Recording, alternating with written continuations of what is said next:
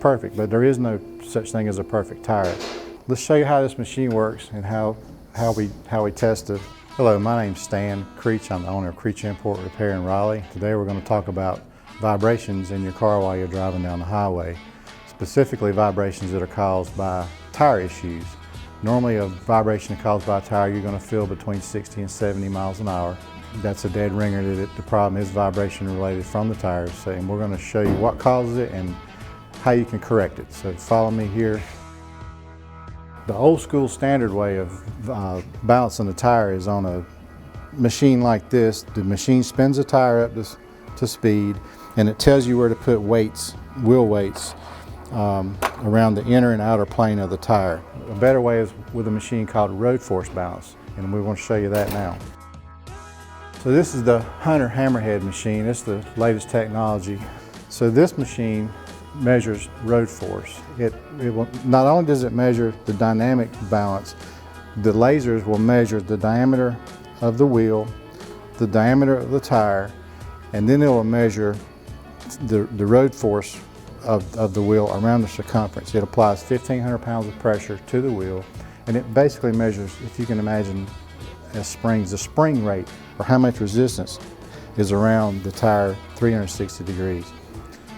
0 pounds is perfect, but there is no such thing as a perfect tire. And you'll see when we check this tire, you're going to see the results. It depends on the size of the tire. Usually about 10 to 12 pounds is the normal limit. Anything above that, you're going to feel it as a vibration. Again, although the tire may be dynamically balanced, if the road force balances out, you're going to feel the vibration. It's like, I use the analogy of, you can balance an egg all day long and it's still an egg at the end of the day when you're done. So let's show you how this machine works and how we test the road force balance. So the first thing we have to do is verify that the tire pressure is correct, because we're going to apply 1,500 pounds of pressure to this wheel.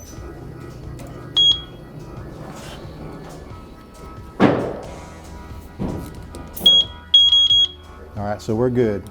We got 32 pounds.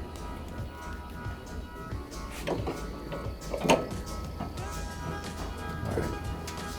So the machine spins up the tire. It's checking the dynamic balance of the tire. Now it's applying the road force to measure the spring rate around the circumference of the tire. It's also measuring with lasers, it's measuring the wheel and the tire diameter.